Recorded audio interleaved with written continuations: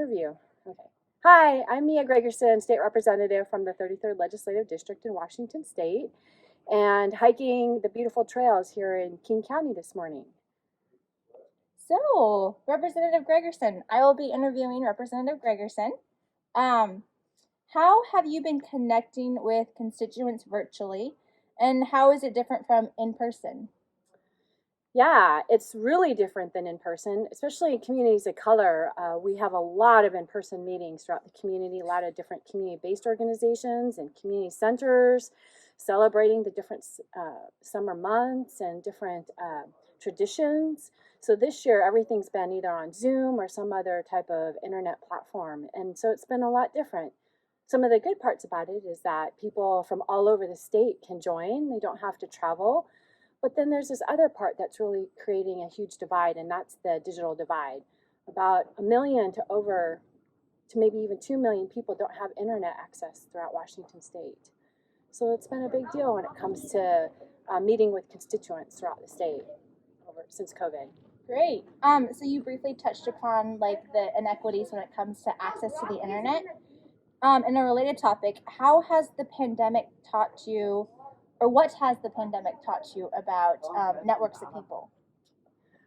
Yeah, like networks of people is really about not what you know, but who you know. And right now, when community groups are coming forward and wanting meetings or to talk about issues, they're coming in large groups of people, and it's really inspiring, actually. Again, really closing that digital divide is a big deal when it comes to making sure people get adequate, accurate, fast information. So that's a lot of our work over since interim. And then just basically having everything move from being in person to online. We know who's connected online and who is not connected online, and who has those networks of people and who do not have those networks of people.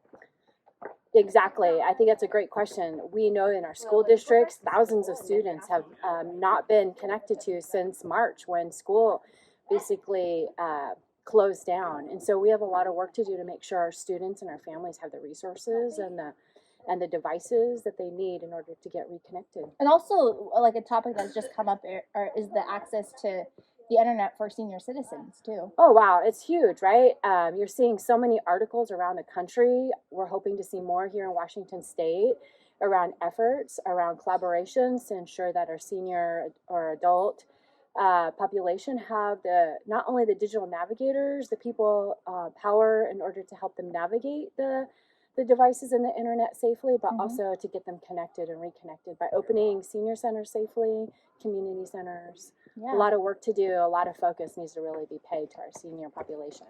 So exciting work, I think. Complicated. Well, yeah, for sure. As a young female of color early in my career, I have encountered racism and sexism. You yourself, as a woman of color elected official, have you encountered any of that? And what is your word of wisdom for young folks like myself? Yeah, I think it's also not only racism, sexism, but also ageism. A lot of people will look at you and not think that you could be a viable candidate or a viable mayor, that you don't have the tools or the intellect necessary to be able to make really important decisions. So that takes a long time and a lot of relationship building. So I always try to tell people to pick your battles wisely, listen more than you speak, and to read the room. Sometimes understanding who people are to build those relationships will help you build doors where there are currently walls. Yeah, I like that. And then the last question is, what have you learned through your role as an elected official that you now implement in your daily life?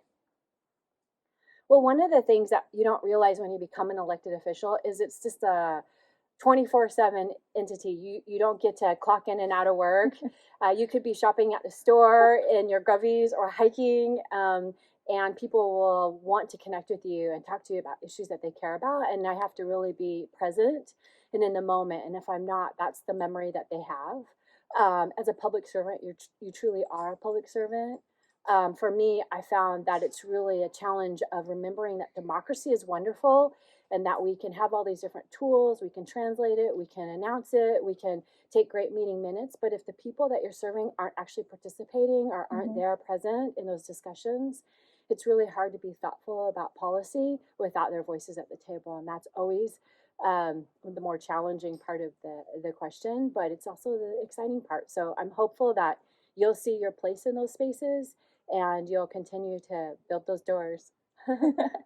Great. So I hope you enjoyed the video. Good luck out there. See you later.